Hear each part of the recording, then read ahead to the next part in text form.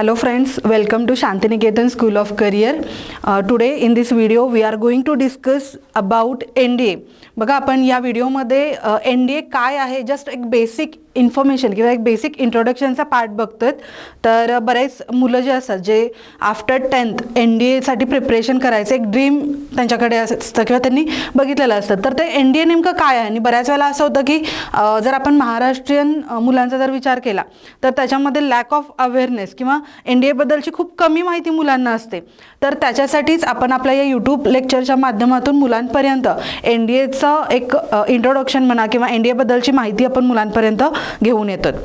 आपल्या शांतिनिकेतनमध्ये सुद्धा 11th and 12th हे जे आपले क्लासेस आहेत तिथेही आपण CET JEE प्लस NDA साठी सुद्धा आपण गायडन्स मुलांना देत असतो. जर कुणाला याच्याबद्दल इन्फॉर्मेशन हवी असेल तर तुम्ही आपल्या सेंटरला नक्की व्हिजिट करा. शांतिनिकेतन लोकविद्यापीठ या आपल्या परिवारामध्ये किंवा या आपल्या लोकेशनमध्ये आपलं हे सेंटर सध्या चालू आहे. बघा NDAचा जर विचार केला तर NDA means national defence academy. Most of the people know that. पण जे आता सुरुवात करतात तर त्यांच्यासाठी काय असतं हे क्रायटेरिया, कोण कंडक्ट करतं. बघा NDAचा जर विचार केला बऱ्याच वेळेला मुलं माहीत नसतं की हे कोण कंडक्ट करतं. Who conducts the exam NDA. तर NDAची एक्झाम कोण कंडक्ट करतं तर UPSC, that is Union Public Service Commission. NDAची एक्झाम कुणामार्फत कंडक्ट केली जाते तर UPSC मार्फत कंडक्ट केली जाते. UPSCचा जसा पॅटर्न असतो ज्याच्यामध्ये हिंदी आणि इंग्लिशमध्ये क्वेश्चन्स असतात, सेम पॅटर्न NDA साठी सुद्धा आहेत. याचा जो सिलेबस असतो किंवा याच्यामध्ये कोणकोणते पेपर्स इन्क्लूड आहेत याची माहिती आपण आपल्या नेक्स्ट व्हिडिओमध्ये बघणार आहोत. आजच्या या व्हिडिओमध्ये फक्त जस्ट इंट्रोडक्टरी पार्ट आहे की कोण याला इलिजिबल आहे तेवढंच आपण पार्ट बघणार आहोत. बघा तुम्हाला हे तर क्लिअर झालं की NDAची एक्झाम कोण घेतं, दॅट इज UPSC. जेव्हा ही ॲड येते किंवा वर्षातून 2 एक्झाम्स 2 वेळेला एक्झाम कंडक्ट केली जाते, जेव्हा ही ॲड येते तेव्हा त्या ॲडच्या नोटिफिकेशनमध्ये काय लिहिलेलं असतं तर national defence academy and naval academy examination. म्हणजे फक्त NDAच नाहीये, नॅशनल डिफेन्स अकॅडमीज नाही तर नेव्हल अकॅडमीज याची एकत्रित ही एक्झाम कंडक्ट केली जाते. जवळपास इयरली जे ॲड निघतात तर अप्रॉक्सिमेटली 400 पोस्ट याच्यामध्ये इन्क्लूड असतात. तर बघा थोडीशी अजून एक्स्ट्रा इन्फॉर्मेशन घेतली. ही गेल्या वर्षीची जी NDAची ॲड होती त्याचा मी थोडंसं स्क्रीनशॉट इथं घेतलेला आहे. तर थोडंसं आयडिया येण्यासाठी की याच्यामध्ये काय काय असतं तर बघा सेम टाईप ऑफ नोटिफिकेशन दरवर्षी येत असतं. आता याच्यामध्ये बघा नॅशनल डिफेन्स अकॅडमीचा जर विचार केला दॅट इज NDA, याच्यामध्ये काय काय आहे तर आर्मी, नेव्ही, एअरफोर्स. पुढे त्याचे नंबर ऑफ वॅकन्सीज दिलेले आहेत किंवा किती तिथं मुलांना इनरोल करून घेतलं जाणार आहे त्याचा काउंट दिलेला आहे 208. याच्यामध्ये including 10 for female candidates. 10 female candidates त्याच्यामध्ये इन्क्लूड आहेत. नेव्हीचे कॅन्डिडेट्स दिलेले आहेत आणि दरवर्षी मग अशी जसं म्हटलं अप्रॉक्सिमेटली सेम याच्यामध्ये आपल्याला वॅकन्सीज बघायला मिळतात. आणि out of 42 12 female candidates include आहेत. बघा ज्या मुलींना किंवा मुलांना सुद्धा नेव्हीमध्ये किंवा एअरफोर्समध्ये जर करिअर करायचं असेल तर त्यांच्यासाठी ही खूप चांगली ॲड होती. 12 फिमेल कॅन्डिडेट्स होते. देन एअरफोर्समध्ये बघा फ्लाइंग ऑफिसर्स 92 आहेत, त्याच्यामध्ये out of that 2 female candidates आहेत. देन ग्राउंड ड्युटीज आहेत. अशा पद्धतीची ॲड दिली जाते. आणि second one is naval academy. बघा नेव्हल अकॅडमी ज्याच्यामध्ये 10+2 कॅडेट एंट्री स्कीम असते. याच्यामध्ये 30 वॅकन्सीज होत्या ज्याच्यात 9 आउट ऑफ 39 फिमेल्स. टोटल याच्यामध्ये असतात 400. म्हणजे अप्रॉक्सिमेटली जवळपास 400 जागा एका ॲडमध्ये डेफिनेटली भरले जातात. म्हणजे एका ॲड, आणि ही ॲड वर्षातून 2 वेळा येते आणि एक्झाम जी आहे ती एप्रिल आणि सप्टेंबर अशी 2 वेळेला ही एक्झाम घेतली जाते. ठीक आहे. पुढे बघा एक्झामच्या सेंटरचा जर विचार केला तर आपण जर लोकल सिटीज किंवा लोकल जे आपले डिस्ट्रिक्ट आहेत तिथं शक्यतो एक्झाम म्हणजे तिथं होत नाहीत. जर आपण महाराष्ट्राचा विचार केला तर पुणे आहे, मुंबई आहे, नवी मुंबई आहे. आणि महाराष्ट्राच्या जवळ जर विचार केला तर पणजी म्हणजे गोव्यामध्ये आहे. तर अशा या सेंटर्समध्ये NDAची जी एक्झाम आहे ती कंडक्ट केली जाते. पण पश्चिम महाराष्ट्राचा जर विचार केला तर पुणे हे एक महत्त्वाचं सेंटर किंवा एक जवळचं सेंटर म्हणून आपण त्याला बघू शकतो.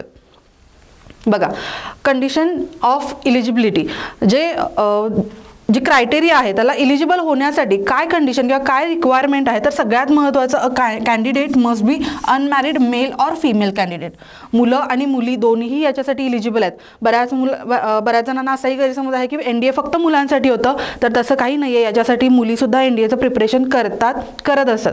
ठीक आहे. आणि सगळ्यात महत्त्वाचा क्रायटेरिया काय, तर citizen of India. And other criteria खाली मेन्शन केलेला आहे, सब्जेक्ट टू नेपाल आहे, किंवा जर समजा काही मायग्रेशन्स वगैरे असतील तर त्याच्याशी रिलेटेड कंडिशन इथं दिलेली असते. ठीक आहे. Next, educational qualification. सगळ्यात महत्त्वाचा क्रायटेरिया की बऱ्याच वेळा मुलांना असं वाटतं की ही एक्झाम फक्त 12th झाल्यानंतरच देता येते, 12th आधीही देता येत नाही, असाही मुलांच्यामध्ये गैरसमज आहे. तर तोही याच्यामध्ये आपल्याला आता क्लिअर करणार आहोत. तर सगळ्यात क्वालिफिकेशनचा जर विचार केला तर याच्यामध्ये 2 टाईपमध्ये डिवाइड होतं. एक म्हणजे आर्मी विंगसाठी आणि दुसरं आहे नेव्हल किंवा एअरफोर्ससाठी. आता जर आर्मी विंगचा जर विचार केला, बघा army wing of national defence academy, याच्यामध्ये 12th क्लास पास म्हणजेच 12th पास झालेले 10+2 pattern of school education or equivalent examination by state education board और अ युनिव्हर्सिटी. म्हणजे 10+2 पॅटर्न किंवा 12th हे पास कॅन्डिडेट ह्याच्यामध्ये आहेत. पण हे याला जे ॲपियर आहेत त्यांच्याबद्दल काय पुढे बघूयात. हे तर इथं झालं कुणासाठी, आर्मी विंगसाठी. फक्त काय सांगितलेलं आहे, 10+2 पॅटर्न याच्यामध्ये सायन्स आर्ट्स आपण त्याच्यामध्ये बघणार आहोत. त्यानंतर सेकंड पॅटर्न येतो, that is air force and naval विंगसाठी. इथं मस्ट एक क्रायटेरिया काय दिलेली आहे, तर 12th class pass with physics chemistry and you must have the mathematics subjects. फक्त बायोलॉजी असेल तर ते स्टुडंट्स याला इलिजिबल नाही आहेत. तर तुम्ही मॅथ्स त्याच्यामध्ये असणं गरजेचं आहे, because physics and chemistry are compulsory subject, but mathematics तुम्ही घेतलेलं असणं, त्याची तुमची स्टेट बोर्ड एक्झामिनेशन दिलेले असणं गरजेचं आहे. ऑफ द 10+2 पॅटर्न एज्युकेशन म्हणजे तुमचा 10+2 पॅटर्नमध्ये मॅथ्स हा सब्जेक्ट इन्क्लूड असायला पाहिजे. हा बेसिक क्रायटेरिया आहे एअरफोर्स अँड नेव्हल अकॅडमीसाठी. ठीक आहे. याला थोडंसं हायलाईट करून ठेवा. आणि हे मॅथमॅटिक्स कोणत्या लेवलचं वगैरे आहे किंवा काय आहे हे आपण येणाऱ्या व्हिडिओजमध्ये डिटेल बघणार आहोत. ठीक आहे. बघा, मग जसं मग अशी म्हटलं की बऱ्याच मुलांना माहिती नसतं की 12th जे ॲपियर आहेत ते मुलं एक्झाम देऊ शकतात का. The 12th appearing student is eligible or not. तर बघा, जे 12thला इलिजिबल आहेत किंवा 12thची एक्झाम आता देत आहेत, 12thचं प्रिपरेशन करतात, these students are also eligible for the NDA examination. ठीक आहे. हे मस्ट लक्षात ठेवा. Candidates who are appearing in the 12th class, इथं काय सांगितलेलं आहे, appearing in 12th class under the 10+2 pattern of school education or equivalent examination can also apply for this examination.